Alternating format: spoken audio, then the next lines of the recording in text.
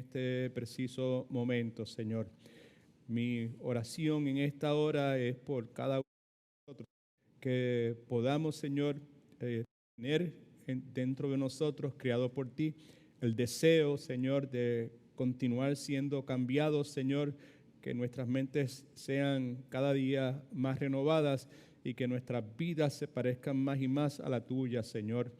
Agradecemos la gracia, la misericordia, la paciencia, la tolerancia que has tenido con nosotros durante todo este tiempo. Tú sabes, Señor, que te amamos y tú sabes, Padre Santo, que dentro de nosotros existe el deseo, Señor, de amarte de una forma más limpia, más consistente, Señor, más a tono con quien tú eres, con tu carácter, con tu persona, Señor. Te imploramos que tengas misericordia de nosotros en esta noche.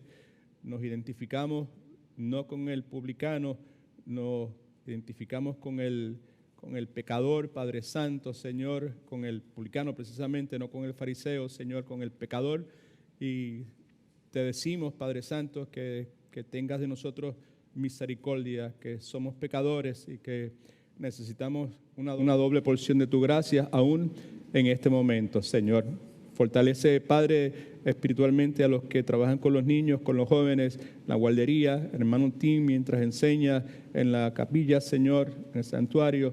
Y te agradecemos que nos hayas dado la oportunidad de servirte hoy a través del ministerio de Pantry, Señor. Y gracias por las personas que nos permite, Señor, pues conocer y servirle. Y pues te agradecemos, Señor, que nos hayas dado la oportunidad y que nos hayas movido en esa dirección, Padre Santo.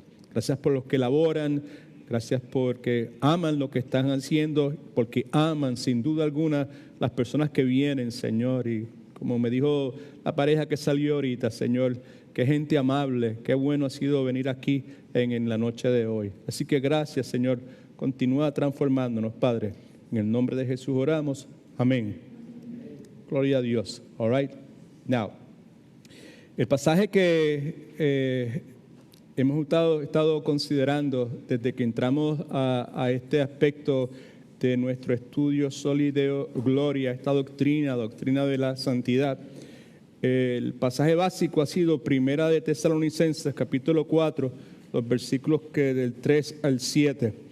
Esa porción bíblica es la primera que usted tiene en las notas, y si usted todavía tiene un binder que utiliza, ¿verdad? Pues se puede cotejar y se dará cuenta que es precisamente la misma porción bíblica que hemos utilizado de introducción en la mayor parte de las sesiones de este ciclo de Matete.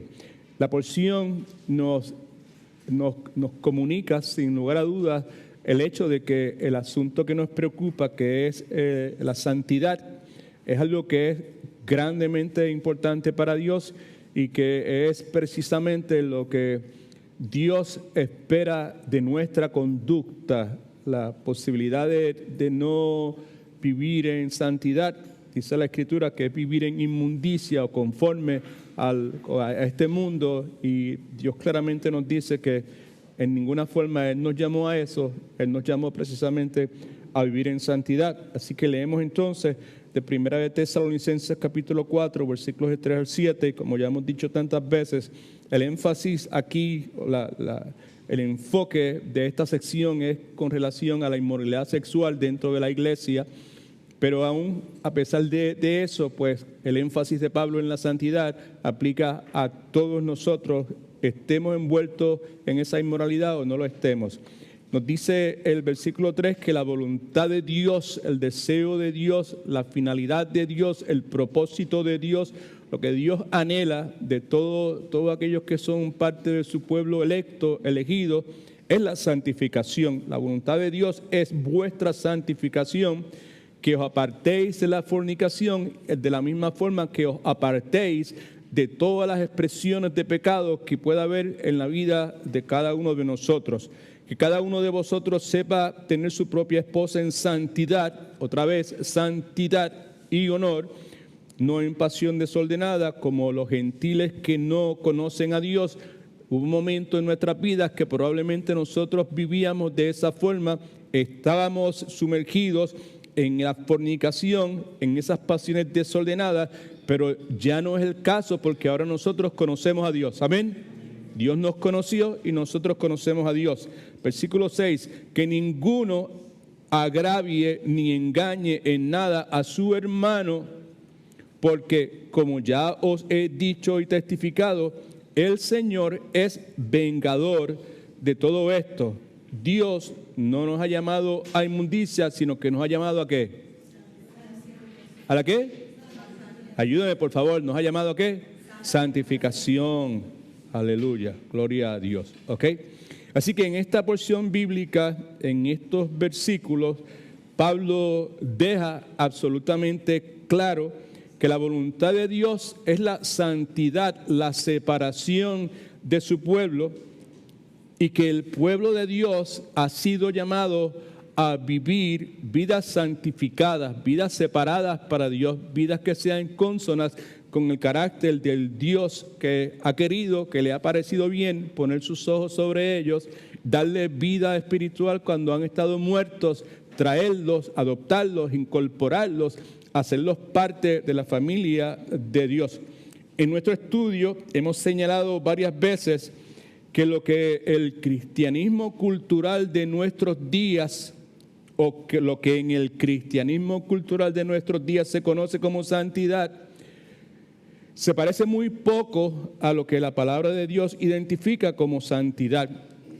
Me explico. En la cultura nuestra, occidental, mayormente Europa, Sur, Centro, Caribe, Suramérica, Norteamérica, cuando hablamos de santidad, cuando la gente que se autodenominan como cristianos, independientemente de las denominaciones en las cuales estén envueltas, hablan de santidad, normalmente se refieren a alguna de estas cosas. Por ejemplo, santidad para algunas personas es la búsqueda de perfección, pero esa búsqueda de perfección es por medio de su esfuerzo propio. Ellos son los que consiguen eso, ¿verdad? Para otras personas, santidad se podría definir como una devoción regular y ritualista en una actividad religiosa en la cual esas personas demuestran su compromiso, su deseo, su búsqueda de eso a través de su devoción a cierto tipo de ritual.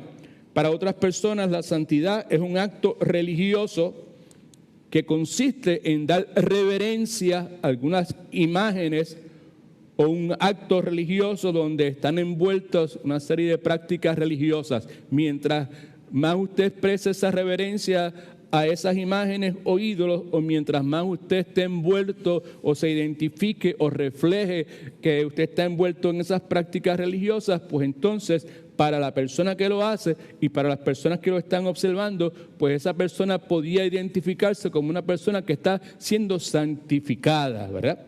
Para otras personas, cuando se trata de santidad, estoy buscando santidad, lo que le viene a la mente es una vida que es caracterizada por la austeridad, por el privarse de un sinnúmero de cosas, votos de pobreza, votos de flagelación, o hacer peregrinajes, o mandar promesas. Para otro es pues una vida caracterizada por la mortificación, ya sea externa o interna. Para muchas personas, particularmente los que viven en conventos, ¿verdad? Pues la mortificación es externa, pero también mayormente es interna. Y obviamente una vida caracterizada por la negación. Ese tipo de conducta expresada para la mente de las personas en el tiempo en que nosotros vivimos, pues podría encajarse en lo que pues se conoce como santidad. El punto que estoy tratando de comunicar es el siguiente. Palabras como santo se utilizan en la Escritura, algo separado para Dios, santidad, tiene la misma connotación, y la palabra espiritualidad, esas palabras comúnmente y erróneamente son interpretadas o aplicadas en la vida de las iglesias, lo que se enseña en las iglesias, las prácticas que tienen las iglesias, y sin duda eso es un engaño que es irreverente cuando usted considera, no tiene que ser un erudito bíblico, Pero si usted lee un poco la Escritura y lo hace con seriedad, y si usted ha nacido de nuevo y sus ojos espirituales se han abierto, pues usted se da cuenta que cuando la Biblia habla de santidad no tiene que ver nada con ese tipo de cosas. Amén. All right. Ok. Escriba esto en sus notas, por favor. Jesucristo es la representación, hablando de santidad, Jesucristo es la representación, es la ilustración y es el modelo de la santidad. En otras palabras, que parecerse a Jesucristo en su esencia misma es santidad. ¿Quiere ver santidad? La persona que se parece a Jesucristo, esa persona entonces está reflejando santidad. No tiene que ver con rituales, no tiene que ver con vidas de sacrificio, no tiene que ver con devociones, no tiene que ver con prácticas religiosas. Lo que tiene que ver es con conformar una vida interior por encima de todas las cosas y eventualmente exterior a la imagen, a la persona del Señor Jesucristo. En otras palabras, que el que es santo se conforma a la imagen de Cristo. Amén.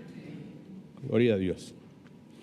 Now, si eso es de esa forma, que Jesucristo es la representación, es la ilustración y el modelo de la santidad, y que parecerse a Jesucristo en su esencia en su esencia misma es la santidad, pues por lo tanto, hay unas cosas que debemos hacer en sus notas, por favor. Por lo tanto, precisamos permanecer en Cristo, porque Cristo es la vida. Él dijo, yo soy el camino, la verdad y la ¿qué? Y la vida, right? Okay. Nadie puede venir al Padre a menos que sea a través de mí. En Juan capítulo 15, versículo 4, dice lo siguiente, Cristo hablando, dice, permaneced en mí y yo en vosotros, como el pámpano, como la rama, no puede llevar fruto, no puede producir fruto por sí misma. La rama puede producir fruto en base a la capacidad que ella tiene de nutrirse de todo esto, perdonando la redundancia, estos nutrientes que por medio del tallo y las raíces pues llegan a esa rama, ¿verdad? Así Cristo dice, como el pámpano no puede llevar fruto por sí mismo, sino que permanece en la vid, así tampoco vosotros, si no permanecéis en mí, tampoco podréis llevar fruto. En Colosenses, escriba la cita bíblica en algún lado y después usted, cuando usted desee, lo puede chequear por su propia cuenta. Colosenses capítulo 3, versículo 3. Colosenses 3:3 dice, porque habéis muerto y vuestra vida, está hablando de vida espiritual, está escondida con Cristo en Dios. Colosenses capítulo 3, versículo 3. Pablo también nos habla sobre el particular, Gálatas 2:20, escríbalo en algún lugar. Con Cristo, Pablo dice, estoy juntamente crucificado y ya no vivo yo, mas vive Cristo en mí. Y lo que ahora vivo en la carne, lo vivo en la fe del Hijo de Dios, el cual me amó y se entregó a sí mismo por mí. No sé si se dio cuenta, pero la palabra vida, vivir, vivo, ¿verdad? Se menciona por lo menos en 4 ocasiones. Ya no vivo yo, mas vive Cristo en mí. Y ahora lo que ahora vivo en la carne, lo vivo en la fe del Hijo de Dios que me amó y se entregó a sí mismo por mí. Así que la palabra enseña, entre otras cosas, con relación a lo que estamos considerando, que precisamos permanecer en Cristo porque Cristo es la vida, ¿verdad? ¿Okay? La Escritura enseña que el creyente, interesante, porque dice cosas que de primera intención en nuestra capacidad humana, en nuestro elemento natural, en nuestra insistencia en querer conciliar todas las cosas para satisfacer nuestros egos, ¿verdad? Pues hay cosas como las que voy a decir en estos momentos que parecen contradecirse, pero no.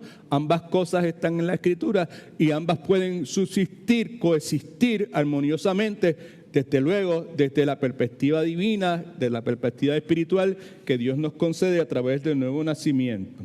La palabra enseña que el creyente acude a Cristo para obtener vida espiritual. ¿Cuántos están de acuerdo con eso? Amén.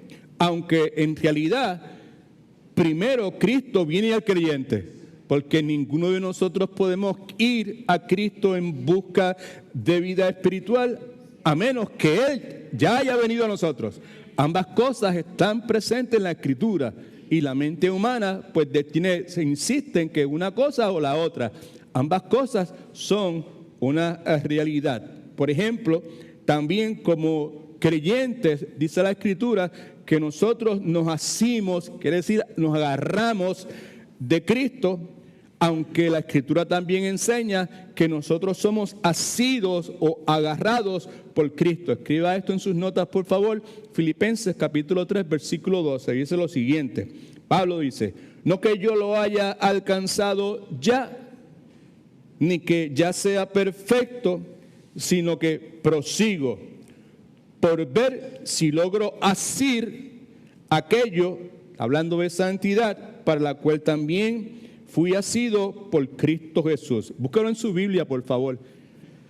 Ok, Filipenses capítulo 3, versículo 12. ¿Lo tienes? Sí. All right, mire lo que dice. No que lo haya alcanzado ya. Pablo está hablando del deseo que él tiene de parecerse más a Cristo, de ser como Cristo, ¿verdad? Que Cristo sea reflejado en su vida. Ni que ya sea perfecto, ¿verdad? Sino que hago ¿qué? Prosigo hacia adelante. Pero mire lo que dice, para ver si logro asir, agarrar aquello por lo cual también fui asido por Cristo Jesús. Está hablando de esta santidad, está hablando de la culminación de este proceso que es la santidad. Acuérdense que cuando hablamos de santidad, hablamos de la santidad que es posicional, que es la que Dios nos otorga al momento del nuevo nacimiento. Amén. All right? Okay. Y también hablamos de una santidad que es progresiva, que es consistente, que es de esperarse, donde Dios nos va separando más y más de nuestra pasada manera de pensar. Eso requiere un nuevo nacimiento. Problema que nos encontramos comúnmente dentro de las iglesias es que vienen personas pensando que el énfasis debe ser en que ellos cambien su forma de actuar. Usted escucha de toda clase de historias de personas que vienen a la iglesia y dejan de fumar o dejan de tomar o dejan de hablar de una forma o dejan de hacer esto, aquello otro y ya no se visten como se vestían antes y todo ese símbolo, el énfasis en lo exterior, right? Pero ese cambio pues no permanece, right? Okay, ¿por qué? Pues porque el cambio que Dios hace no es externo, es interno, amén, es en nuestra forma de pensar, right? Es en la renovación de nuestro entendimiento, porque la forma de que pensamos, esa renovación del entendimiento va a provocar un cambio, una transformación en mis valores, en lo que yo valorizo, en lo que es bueno, en lo que tiene importancia y no lo tiene, mis emociones envueltas, mis sentimientos, si usted quiere, y eso eventualmente va a provocar que mi voluntad, que es mi comportamiento, mi conducta, pues entonces sea transformada. All right? Así que Pablo nos dice nuevamente que esa es una de las metas que él tiene para sí mismo.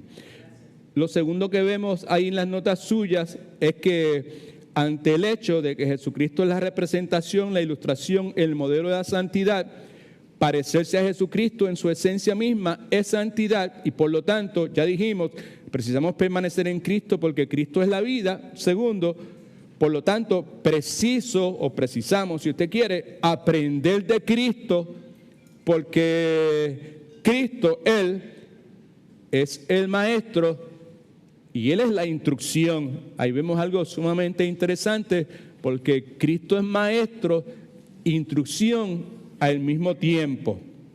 Now, en Juan capítulo, perdóneme por favor, en Mateo capítulo 11, versículo 29, escuchamos a Cristo hablar y la invitación es venir a mí, todos que están trabajados y cargados, yo voy a descansar, aprender de mí, que soy manso y humilde de espíritu, llevar mi yugo sobre vosotros y aprended de mí, que soy manso y humilde de corazón, y hallaréis descanso de vuestras almas. Subraye por favor, y aprended de mí, right? En 1 de Pedro 2, 21, eso lo vamos a hablar un poquito más adelante. Punto es que Jesucristo, quien es nuestro tutor, nuestro ayo, simultáneamente es maestro e instrucción, ¿verdad?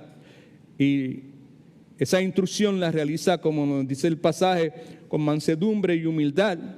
Y en el proceso de santificación, lo que hace es que nos capacita, nos disciplina y nos imparte sabiduría en completa perfección. Es parte de esta santidad que estamos hablando. Jesucristo, podemos decir también que como nuestro maestro y como nuestro tutor, entre otras cosas, nos enseña cómo amar, nos enseña cómo conducirnos, cómo comportarnos, cómo actuar.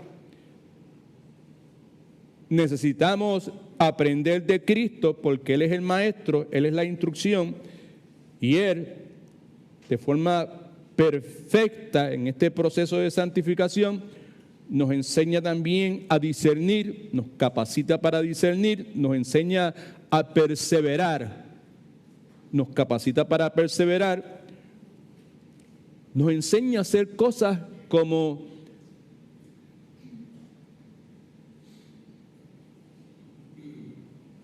¿cómo puedo o cómo debo aceptar o vivir la tristeza?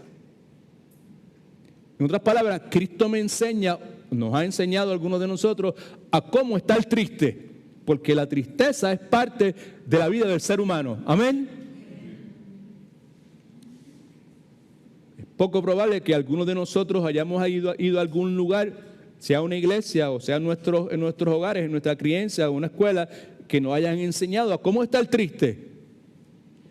Cristo nos enseña a cómo estar triste. Cristo nos enseña cómo tener abundancia económica o relacional, lo que sea. Muchos de nosotros no sabemos cómo tener abundancia. Cristo nos enseña a cómo tener abundancia. Nos enseña también a cómo padecer necesidad. Y todas estas cosas, todas estas enseñanzas que Cristo hace en la vida de cada uno de los que Él ha salvado, amar, actuar, discernir, perseverar, regocijarse, que no mencioné, cómo estar triste, cómo bregar con la abundancia, cómo bregar con la necesidad. Todas esas cosas, esa enseñanza es parte de esto que estamos hablando, que se llama santificación. Recuerde que al comenzar establecimos que de lo que estamos hablando hoy es el hecho de que el asunto de la santificación es algo de la santidad, es algo que se ha tergiversado grandemente, ideas erróneas que se tiene en las iglesias del occidente, pues no están cogidas de la mano con la enseñanza bíblica. Filipenses capítulo 4, versículo 12, escríbalo por algún lugar por ahí, al lado del puntito número 2 ahí. Filipenses 4:12 dice, Pablo dice, yo sé vivir humildemente y sé tener abundancia, en todo y por todo estoy enseñado. ¿Enseñado por quién? Enseñado por Cristo Jesús. Amén. Así he sido enseñado para estar saciado como para tener hambre. He sido enseñado como para tener abundancia, como para padecer necesidad. E inmediatamente de ese versículo 12 está el pasaje bíblico que tantas veces utilizamos fuera de contexto, que dice, y todo lo puedo en Cristo que me fortalece.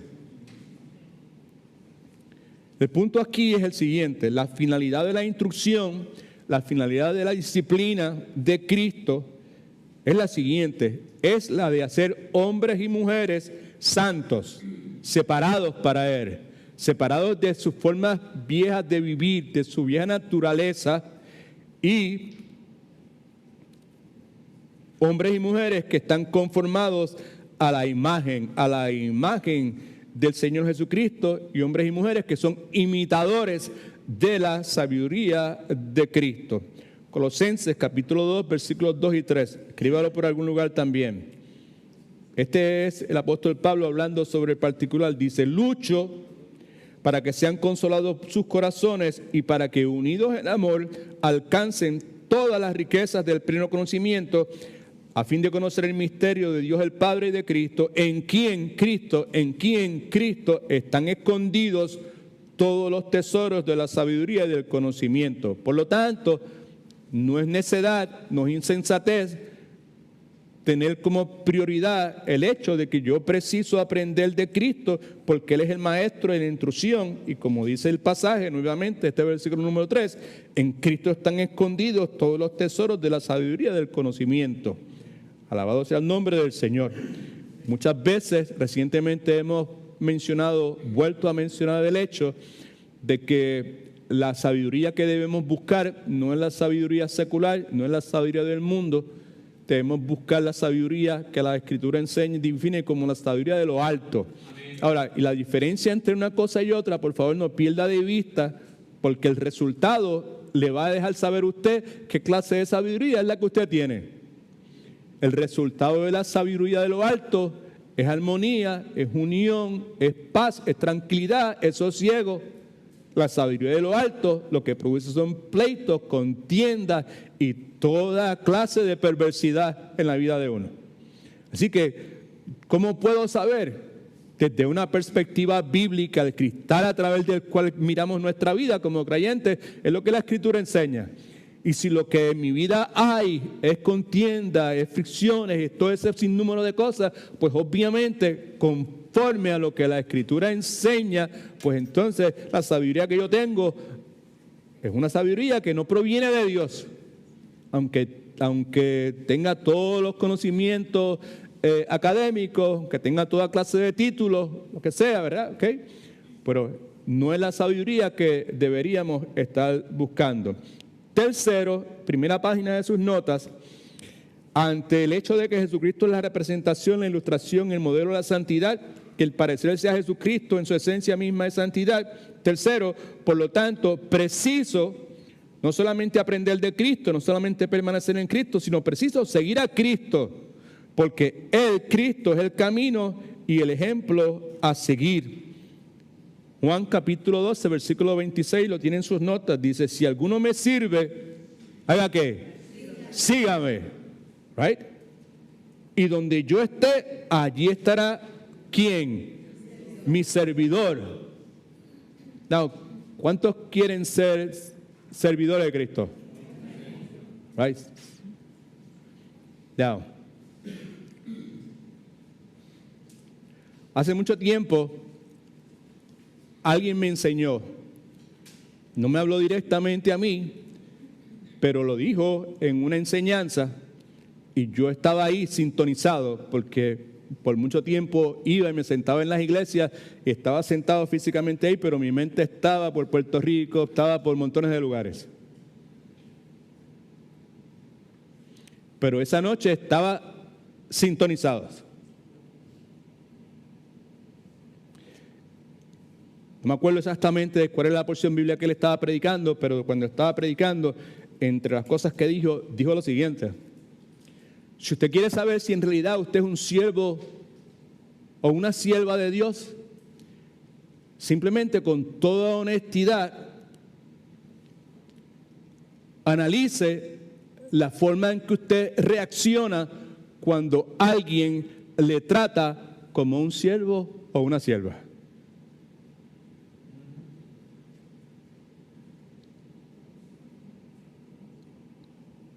Cristo dijo: si alguno me sirve, sígame. Y donde yo esté, allí también estará mi servidor. Y si alguno me sirve, mi Padre lo honrará. No hay en my economy, mi forma de pensar, lo que en el día de hoy pues Dios ha hecho en mí, no hay mejor halago o un halago o algo que se pueda decir para con una persona, sea usted o sea mi esposa o sea mi esposo o sea mis padres o sean mis hijos, el que alguien sinceramente diga, ese muchacho o esa muchacha, ese hombre o esa mujer son siervos de Dios.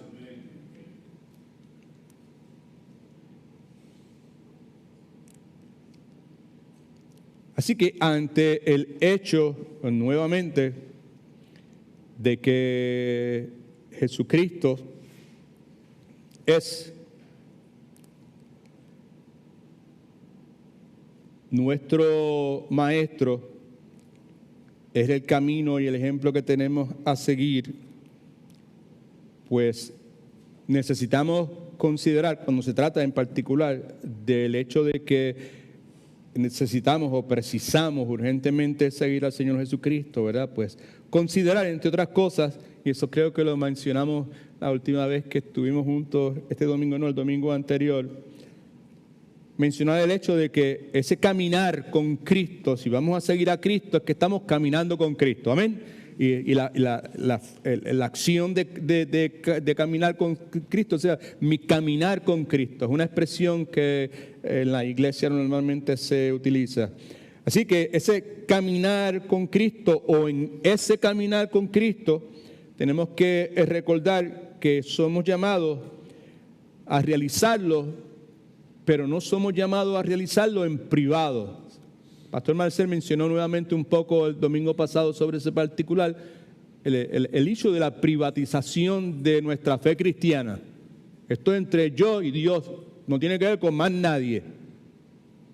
Y yo voy, este es mi caminar con el Señor, este es mi jornada con el Señor, y esto no tiene que ver con nadie. Pues eso puede que suene en cierta forma bien, pero es bíblicamente incorrecto. El caminar que somos llamados a realizar no es un caminar privado, mejor dicho, donde nosotros vivimos aislados de otras personas.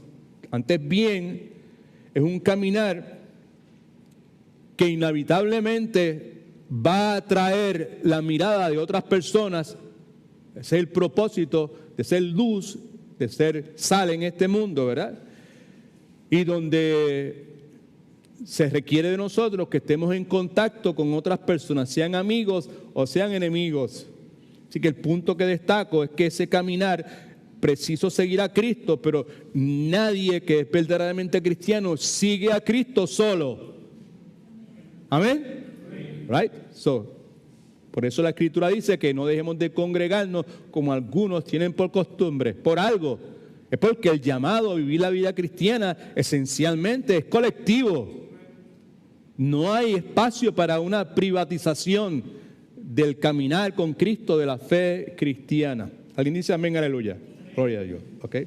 Now, podemos decir entonces que el resultado inevitable de la santificación es transitar por el camino que Dios ha predeterminado para que yo ande en él mismo, ¿verdad? Y que mientras lo haga imitando el ejemplo de Cristo y siguiendo el modelo del Señor Jesucristo. Escriba esto por ahí en algún lado, Efesios 2:10, que usted sabe que dice que somos hechura suya, espiritualmente hablando, fuimos creados en Cristo Jesús para buenas obras, las cuales Dios preparó de antemano para que anduviésemos en ellas, para que anduviéramos en ellas. Right? Okay. El resultado inevitable de la santificación que comienza, ¿verdad? Posicionalmente soy santificado en el momento de mi salvación, pero ese otro aspecto de la santificación, que es ese proceso, esa progresión, comienza en el momento de nuestra santificación. Y pues ese proceso, ¿verdad? Pues se realiza mientras usted y yo transitamos por ese camino que Dios predeterminó desde antes de la fundación para que nosotros anduviésemos en ellos, right? En ese camino en particular, en esas obras que Dios preparó para que nosotros anduviésemos. Y como leímos hace un momento, en Juan capítulo 12, versículo 26, hay un ejemplo de Cristo, hay un modelo que Cristo nos da, Si alguno me sirve, sígame. Donde yo esté, allí también estará mi servidor. Si alguno me sirve, mi Padre lo honrará. Y Cristo dijo que el Hijo del Hombre, Cristo, no vino para que le sirvieran. Él vino para servir. Y que ninguno de nosotros puede ser mayor que Él. Si él es el discípulo, no puede ser mayor que su maestro. Y si Él lo que hizo fue servir, pues nosotros somos llamados a servir. Y el servir es algo que provoca, debe provocar. Aquí es donde está la enseñanza, ¿verdad, familia? Y aquí es que donde está, si en realidad nuestro corazón está en una posición de querer, desear, anhelar que Dios me cambie, que Dios me transforme, que Dios en realidad pues me santifique, me separe de mi forma previa de vivir antes de Cristo, cuando estaba en las tinieblas, como la Escritura enseña, ¿verdad? Pues tenía una forma de vivir, tenía unas prioridades, tenía unos deseos, ¿right? Pero ahora que he sido sacado de esas tinieblas, de esa oscuridad espiritual, he sido llevado a la luz admirable de Cristo, mis ojos han sido abiertos, ahora puedo ver, pues es de esperarse. Si no lo es, hay que preguntarse por qué no lo es. Porque debe ser de esa forma. Una de las cosas que debe ser de esa forma es que debe haber un deseo genuino y un goce y un deleite genuino y verdadero en servir a otros, particularmente en aquellos que no pueden darme nada a cambio. Amén. Fue sin ánimo de exaltar a nadie. El crédito siempre es para el Señor. Siervos inútiles somos, dice la Escritura. Es bueno vernos así, siervos inútiles. Lo que hice es lo que debía hacer. No hay mucha gracia, porque si hice algo bueno, eso es lo que debería haber hecho y se acabó, ya está.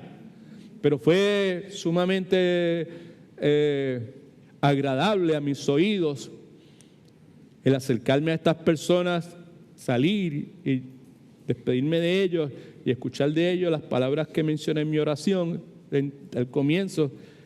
Qué bueno fue haber venido aquí, qué gente amable, qué gente dulce, qué gente bondadosa los que nos recibieron. Y fue grato porque fuimos muchos, yo fui un poquito, pero fuimos muchos los que estuvieron atendiéndoles y sirviéndoles. Fíjese, eso es un ejemplo, una ilustración bien, pero que bien fresquecita, sacada del horno de lo que estamos hablando. Las personas que las atendieron son personas que se gozan, que se deleitan, eso es lo que me gusta, servirle a otros, particularmente a otros que no me pueden dar nada a cambio. Oye al Señor. No, todo esto puede convertirse en una ortodoxia estéril que no tiene ningún valor en la mente de los que estamos aquí presentes. Entró por aquí y me salió por el otro lado. Sin preguntarme a mí mismo, ¿is that my case?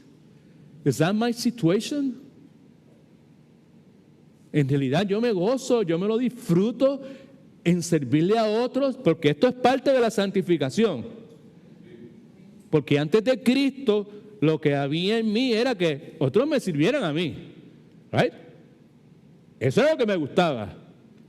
A mí lo que me gustaba era llegar al restaurante y coger la servilleta y ponérmela aquí y coger mi tenedor y mi cuchillo y sírveme. Ahora lo que es de esperarse es que llegue al restaurante y coja la servilleta y me la ponga aquí y vaya a la mesa y dice, ¿cómo puedo servirte? Ese debe ser el deseo de uno. Ahí es donde está la santificación realmente. No es todo, ¿verdad? O servir, si me gusta servir, soy santificado. Pues claro que no. Pero definitivamente, si Dios me está santificando, una de las cosas que está haciendo es que está creando dentro de mí el deseo de servir sin esperar nada a cambio.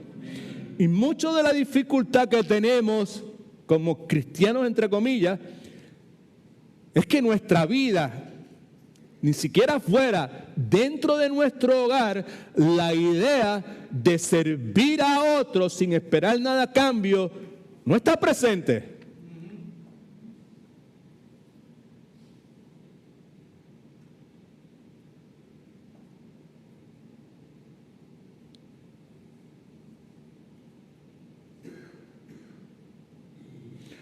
Una de las cosas buenas que puede acontecer cuando verdaderos creyentes se reúnen a hacer lo que en esta noche estamos haciendo, estudiar la palabra de Dios, es que su entendimiento puede ser renovado. Porque a pesar de que podemos hacer uno que otro comentario, lo que mayormente estamos haciendo es ver lo que dice la palabra de Dios. Porque es la palabra de Dios lo único que puede renovar mi entendimiento. Las historias que yo pueda dar, los comentarios que pueda hacer, los señalamientos que pueda hacer, pues son bien intencionados, pero no tienen poder de ninguna clase para transformar a nadie. Pero la palabra de Dios sí. Amén. Y por eso es una de las razones por las cuales, a pesar de que se me ha dicho por mucho tiempo, no siga gastando dinero en los papeles, no siga gastando en escribiendo, o sea, yo no hago oídos omisos a eso, porque mi esperanza es que esa palabra que está impresa ahí, en alguna forma cale dentro de la mente de cada uno de nosotros, y que en algún momento Dios pueda traer arrepentimiento a nuestras vidas, y que nuestras vidas puedan genuinamente ser santificadas. Dice la Escritura, hablando de santificación, que el que está en Cristo, el que ha nacido de nuevo, el que ha sido sacado de la oscuridad, de las tinieblas espirituales y ha sido extrapolado, llevado a la luz admirable de Dios, es una nueva criatura, es una nueva creación. Las cosas viejas pasan, todas son hechas nuevas. Eso es santificación, porque no son hechas nuevas instantáneamente. Es un proceso progresivo de santificación. Hay esperanza para cada uno de nosotros. Hay esperanza para nuestras relaciones. Hay esperanza para nuestro matrimonio. Hay esperanza para todo lo que sea en Cristo Jesús. En las notas suyas, en la parte de abajo, en la primera página, todavía estamos en la primera página, dice, clarificando algunas verdades acerca de la santificación. No puede ser. Sí puede ser. Anyways, en Primera de Pedro, capítulo 1, versículos del 14 al 16, esta porción bíblica es sumamente importante. Pedro ha estado escribiendo a creyentes que se encuentran en el exilio. ¿Right? Están siendo víctimas de toda clase de atropellos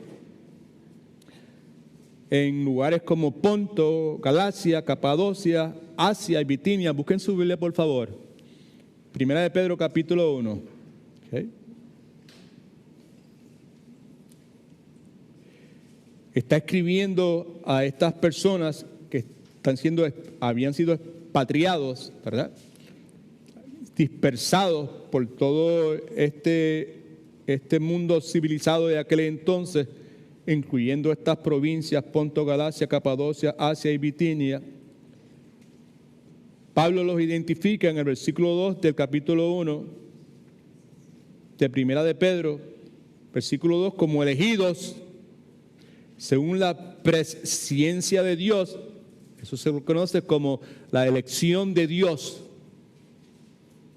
Todavía algunas personas tienen dificultad con palabras como esas, pero no hay forma de evitarlas, está en la Escritura. Elegidos según la presciencia de Dios, el previo conocimiento de Dios, Padre, en santificación de espíritu, de lo que estamos hablando ahora, la santificación como tal es la obra del Espíritu Santo en el momento de nuestra regeneración y a través de la jornada en nuestro caminar en este lado de la eternidad.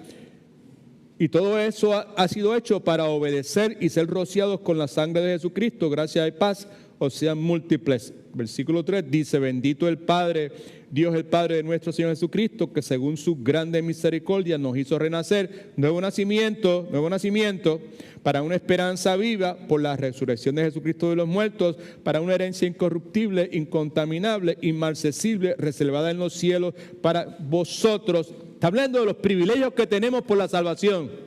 All right?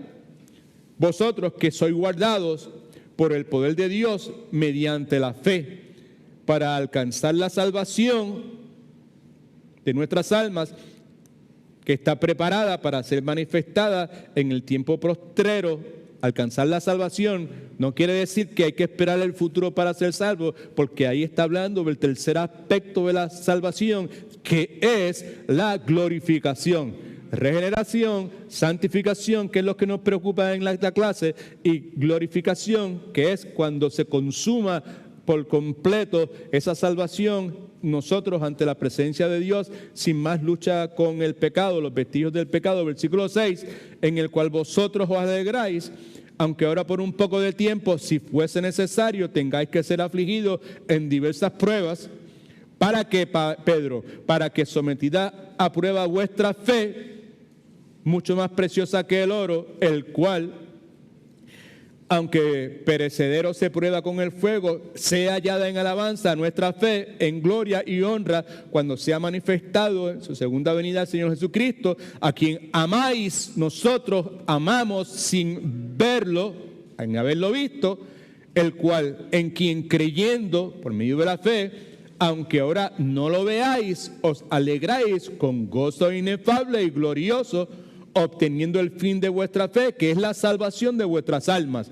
Es algo que se da por sentado, algo que ya aconteció. No que va a acontecer, sino que ya aconteció. Versículo 10. Estamos tratando de llegar a los versículos 14 y 16, si el tiempo nos lo permite. Los profetas que profetizaron de la gracia destinada a vosotros, inquirieron, cuestionaron, investigaron y diligentemente indagaron acerca de esta salvación, porque fueron salvos. Nosotros somos salvos mirando a donde, al pasado o al futuro. Nosotros somos salvos mirando al pasado, a un evento que ya sucedió, que fue la muerte vicaria en sustitución nuestra de Cristo en la cruz del Calvario.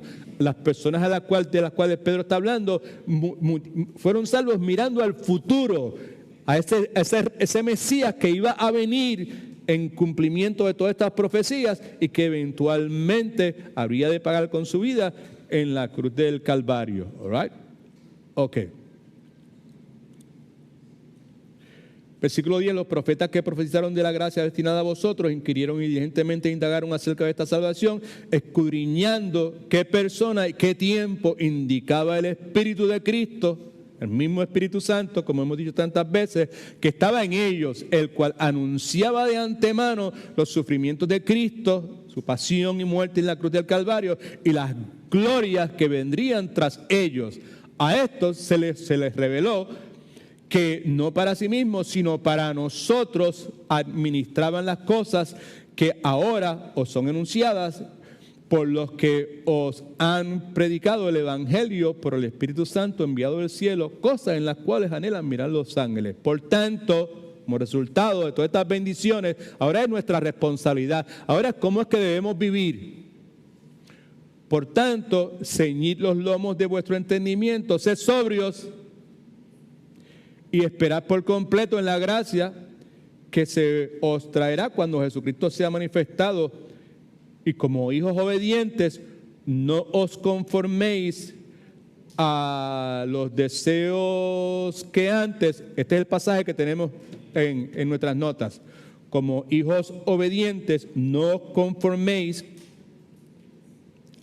a los deseos que antes teníais, andando en vuestra ignorancia. En otras palabras, si somos hijos de Dios y somos obedientes, pues no vamos a conformarnos, no vamos a asumir la misma forma que teníamos anteriormente. En otras palabras, antes cuando éramos inconversos, cuando no éramos salvos, vivíamos para satisfacer nuestros deseos, vivíamos vidas egoístas, vivíamos vidas entregadas a lo que es desagradable a los ojos de Dios. Pedro está diciendo, a la luz de todas estas bendiciones que hemos recibido, que Dios nos llamó, que Dios nos eligió, que Dios pagó el precio por nuestros pecados, que Dios nos regeneró y todo ese sinnúmero de cosas, nosotros como hijos obedientes no debemos conformarnos a estos deseos que anteriormente teníamos. En otras palabras, que lo que antes deseábamos, antes de Cristo, no debe ser lo mismo que deseamos en el día de hoy. Amén. Si en el pasado me la hiciste, me la pagas, pues en el día de hoy no puede ser de esa forma. Si en el pasado, como hablábamos ahorita, lo que me gustaba es que me sirvieran, que todo el mundo me hiciera los mandados, y que todo el mundo dijera qué chévere, me gustó lo que hiciste, qué tremendo eres, qué esta cuestión, pues ahora no debe ser de esa forma. Versículo 15. Y de paso, que antes que tenías estando en vuestra ignorancia. Antes, en cierta forma, era aceptable porque yo estaba ignorante, pero ahora que estoy en Cristo, ahora que mis ojos espirituales se han abierto, ahora que yo he sido sacado de las tinieblas y he sido extrapolado a la luz admirable, Dios me ha iluminado, ahora puedo ver, ahora puedo entender, ahora me doy cuenta que estoy en el vertedero, que he estado todo este tiempo en el vertedero, ahora me doy cuenta de cómo apesta el vertedero. Como todo eso que yo consideraba que era lo mejor del mundo son gusanos, son culebras, son cucarachas, son cosas podridas.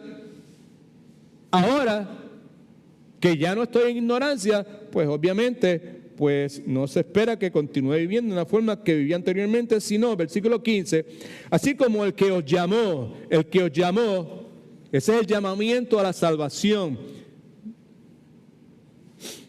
es santo. Cristo, Dios me llamó, que es santo, sed, eso es lo que se espera de mí, ante los privilegios que he recibido, sed también vosotros santos en toda vuestra manera de vivir. Y toda vuestra manera de vivir es ¿qué? Toda vuestra manera de vivir. No hay excepciones. No hay excepciones. Porque está escrito, sed santos porque yo soy santo. En otras palabras, Dios es santo y me está pidiendo a mí que como Él es santo, yo sea santo también. Yo no puedo ser santo en la proporción que Dios es santo. ¿Amén? Claro que no, es imposible para ninguno de nosotros pretender o pensar que podemos alcanzar la cantidad o el nivel de la santidad que Dios tiene. Pero sí, ¿sabes qué podemos hacer? Podemos ser santos como Dios es santo. Porque la santidad de Dios está en nosotros ahora.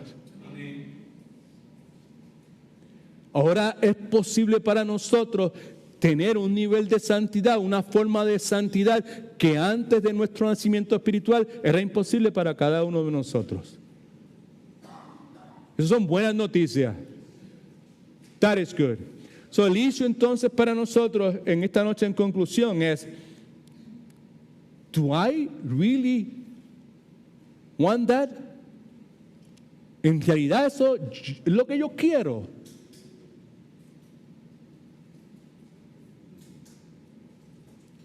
En realidad yo quiero pensar, desear cosas distintas a las que anteriormente deseaba. Yo no puedo hablar por nadie, por ninguno de ustedes. Yo puedo hablar por mí.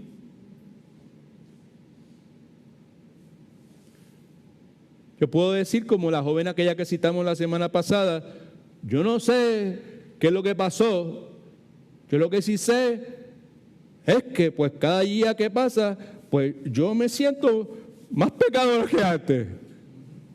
Yo me siento más pecador que antes. Porque la exposición a la limpieza y a la pureza de Dios simplemente lo que me hace es verme como en realidad soy.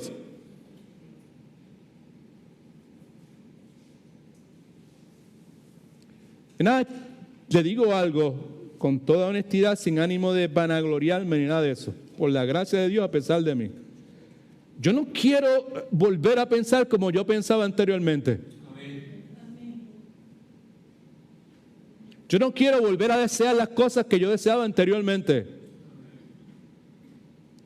Yo no quiero bregar con las frustraciones como yo bregaba anteriormente. Yo no quiero pensar de mis enemigos como yo pensaba anteriormente.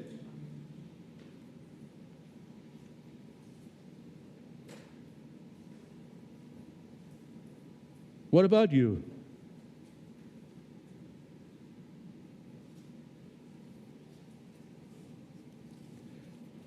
La cuestión de servir, para mí es altamente, está allá arriba en la lista de prioridades para todo creyente.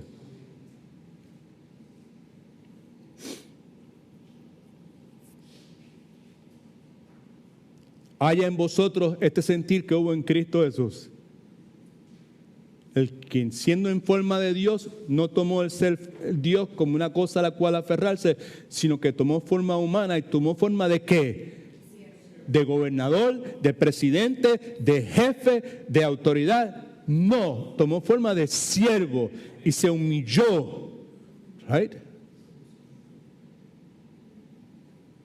El Señor tenga misericordia de cada uno de nosotros. Cree en nosotros. Qué bueno es conocer la Escritura. Alguien me contestó a los textos que le envió los miércoles. Una persona me contestó y me dijo, primero Dios, con la ayuda de Dios, esta noche voy a escoger lo mejor.